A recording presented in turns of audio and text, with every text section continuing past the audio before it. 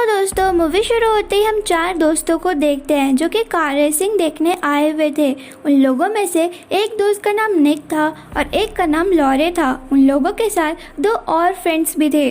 वो जहाँ पर बैठे हुए थे उस जगह का नाम 180 था। सब कुछ सही चल रहा था मगर निक को कुछ अजीब सा एहसास होने लगता है, जैसे कि कुछ गलत होने वाला हो।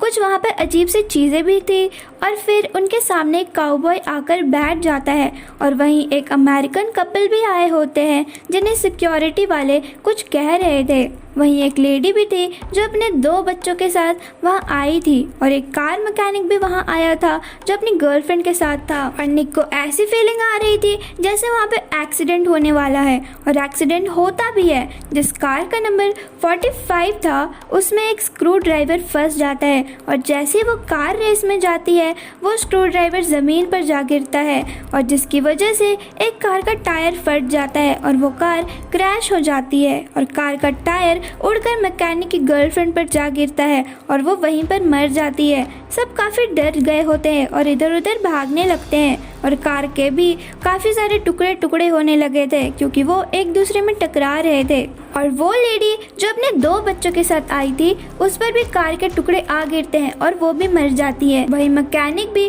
भाग रहा होता है पर उसकी भी दर्दनाक तरीके से मौत हो जाती है और वो काउबॉय भी मर जाता है और निक के दोस्त लॉरे और सिक्योरिटी गार्ड भी मर जाते हैं और निक भी मारा जाता है। फिर अचानक से निक होश में आता है। दरअसल निक ये सब कुछ इमेजिन कर रहा था मगर वो काउबॉय उनके सामने आकर बैठता है और सब कुछ वैसा ही हो रहा था जैसे निक ने अपने इमेजिनेशंस में देखा था। अब निक समझ चुका था कि आगे क्या होने वाला है, यानी कि अभी कार क्रैश होगी और सब मारे जाएंगे और रियलिटी में भी उस कार का नंबर 45 था जो कि क्रैश होने वाली थी। निक डर कर कहता है कि हमें यहाँ से चलना चाहिए क्योंकि अभी कार क्रैश होने वाली है। ये सुनकर लोगों को गुस्सा भी आ जाता है मगर कुछ लोग निक की बात सुनते हुए उसके साथ बाहर आ जाते हैं और उनके बाहर निकलते ही अंदर कार क्रैश भी हो जाती है। पर उस अमेरिकन की गर्लफ्रेंड अंदर ही फंसी हुई थी और वो अंदर जाने की काफ़ी कोशिश करता है मगर सिक्योरिटी गार्ड उसे अंदर जाने नहीं देता क्योंकि अंदर सब कुछ आग के लपेटे में आ गया था। फिर अचानक से वही उड़ता हुआ टायर मैकेनिक की गर्लफ्रेंड के ऊपर गिरता है और वो वहीं मर जाती है। किसी को कुछ भी समझ नहीं आ रहा था कि आखिर ये सब कुछ हो क्या रहा है। फिर अगले दिन एक्सीडेंट में मरे हुए लोगों के लिए शोक समारोह रखा गया था। वहाँ निक और लॉरे भी गए थे। वहीं वो अमेरिकन अपनी वाइफ की मौत का जिम्मेदार गार्ड को समझ रहा था क्योंकि उसने अंदर उसे जाने नहीं दिया था और वो अमेरिकन उस गार्ड से अपना बदला लेना चाहता था। फिर निक को दोबारा से एक विजन दिखाई देता है जिसमें आग दिखाई दे रही थी पर निक को कुछ भी समझ नहीं आ रहा था कि आखिर ये सब कुछ हो क्या रहा है। वहीं दूसरी तरफ वो अमेरिकन नशे की हालत में ट्रक लेकर गार्ड के घर की तरफ जाता है और वो गाड़ी बंद करे बगैर गार्ड के घर की ओर जा रहा होता है। तभी वो शराब ट्रक में गिर जाती है और वो अमेरिकन को भी अपने साथ घसीटते हुए ले जा रही होती है और फ्यूल भी लीक होने लगता है और वहीं आग लग जाती है और अमेरिकन काफ़ी चिल्लाता है जिसकी आवाज़ सुनकर गार्ड भी बाहर आ जाता है और वहाँ इंजन ब्लास्ट हो जाता है। फिर निक को भी न्यूज़ पर यह सब कुछ पता चल जाता है जो कि उसने विजन में देखा था। वो समझ गया था कि अमेरिकन का मौत का विजन उसने देखा था। उतने में ही निक को एक और विजन दिखाई देता है पर उसे ये नहीं पता था कि अब मरने वाला कौन है। वही हम उस लेडी और उसके दो बच्चे को भी देखते हैं और वो बच्चे पत्थर फेंक रहे थे। वहाँ का गार्ड उन्हें ऐसा करने से मना करता है और जब वो लेडी पार्लर जाती है तो वहाँ ऐसे बहुत सारे इंसिडेंट्स होते हैं जिससे वो मर सकती थी पर वो वहाँ बच जाती है। पर वो जैसे ही अपने घर वापस आती है तो एक ग्रास कटर से पत्थर हिट होता है और वो सीधा उस लेडी के आँख में जाकर लगता है और वो वही पत्थर था जो उसके बच्चे फेंक रहे थे। वो लेडी भी वहीं पे मर जाती है। उस लेडी के डेथ से निक समझ जाता है कि मौत उनके आसपास ही है और एक न्यूज़पेपर में भी 180 लिखा हुआ था।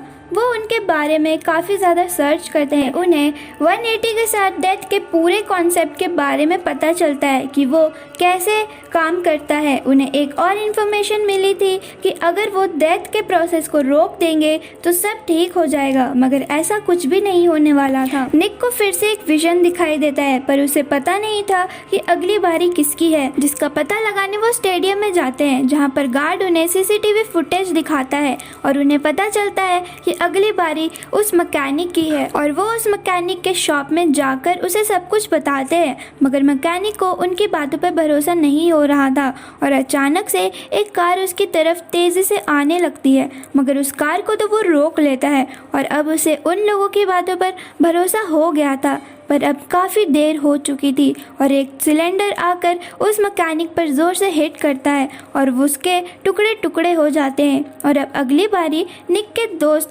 हंट और जेनेट की थी और निक को विजन्स आ गया था कि वो पानी से मरने वाले हैं। तो वो डिसाइड करते हैं कि हंट को बचाने निक जाएगा और जेनेट को बचाने लॉरे और गार्ड जाएंगे। जेनेट अपनी कार वॉश कराने गई होती है और हंट स्विमिंग पूल में जाता है। जेनेट कार में ही लॉक हो गई थी और उसके पास फ़ोन भी था, मगर वो काम नहीं कर रहा था। वो वहाँ पर बुरी तरह से फंस चुकी थी, मगर फिर वो अपने कार के छत पर लगा हुआ सन डोर खोलती है, मगर तभी वाटर पाइप फट जाता है और सारा पानी कार में भरने लगता है। मगर जेनेट ने अपने सर वहाँ पे विंडो से निकाल रखा होता है और उसे एक उम्मीद थी कि वो शायद नहीं मरेगी, मगर अचानक से उसकी कार अपने आप चलने लगती है। फिर लॉरे वहाँ पर आ जाती है और अपनी कार से उसकी कार को पुश करके पीछे कर देती है और वो लोग जेनेट को बचा लेते हैं। पर दूसरी तरफ हंट का फेवरेट कॉइन पूल में जाकर गिर जाता है और वो उसे निकालने के लिए पानी में जाता है, जहाँ पर वो देखता है कि उसका कॉइन पूल का पानी वैक्यूम होने वाली जगह पर जाकर फंस गया है। वो उस कॉइन को निकालने के चक्कर में वहाँ पर फंस जाता है। तभी निक वहाँ पे पहुँचता है, मगर अब काफ़ी देर हो चुकी थी और हंट की दर्दनाक तरीके से मौत हो जाती है और अब मरने की बारी गार्ड की थी। मगर वो गार्ड अपनी लाइफ में काफ़ी अकेला था और उस वजह से उसको मरने का बिल्कुल भी गम नहीं था। मगर निक और लॉरे गार्ड की मौत रोकने का जरिया ढूंढ लेते हैं और इंस्ट्रक्शन को फॉलो करते हुए वो गार्ड के घर पे पहुंचते हैं, जहां वो गार्ड को देखते हैं कि वो फांसी लगा रहा है, मगर वो अभी जिंदा था। वो गार्ड उन्हें बताता है कि मैं सुबह से ही फांसी लगाने की प्रैक्टिस कर रहा हूँ, मगर मैं मर नहीं रहा, जिससे उन्हें ये लगता है कि जेनेट की जान बचा लेने के बाद शायद मौत का प्रोसेस रुक गया है और वो इसी खुशी में ट्रिप में जाने का प्लान बनाते हैं। निक अपने पैकिंग में लगा होता है और जेनेट और लॉरे शॉपिंग पर गई हुई होती है। तभी टीवी पर न्यूज़ दिखाया जाता है, जिसमें वही काउ बॉय था जो क्रैश में बच गया था। निक समझ जाता है कि जेनेट को बचाने के बाद मरने की बारी इस काउ बॉय की है और वो निक उसे बचाने के लिए हॉस्पिटल निकल जाता है। वो गार्ड को भी वहाँ पे बुला लेता है, मगर अब काफ़ी देर हो चुकी थी और वो काउ बॉय उनके सामने ही मर जाता है। फिर निक और गार्ड लॉरे और जेनेट को बचाने जा रहे होते हैं, पर अचानक से वहाँ एम्बुलेंस आकर गार्ड को उड़ा देती है। वहीं निक तुरंत लॉरे को बचाने जाता है। लॉरे और जेनेट थिएटर में मूवी देख रही होती है। निक आकर सारी बात उन्हें बताता है, मगर थिएटर के बगल वाले रूम में आग लग जाती है। लॉरे जेनेट को वहां से चलने को कहती है, मगर वो लॉरे की बात नहीं मानती और वहीं पे बैठे रहती है और मूवी में ब्लास्ट होने वाला सीन सच हो जाता है और थिएटर में भी ब्लास्ट हो जाता है, जिसमें जेनेट मर जाती है और आग ने पूरी जगह को लपेटे में ले लिया था। और निक और लॉरे भागते हुए एक एक्सीलेटर में पहुंचते हैं, जहां लॉरे उसमें फंस जाती है और नीचे जाने लगती है और निक उसे बचाने की काफ़ी कोशिशें करता है, मगर वो उसके सामने ही मर जाती है।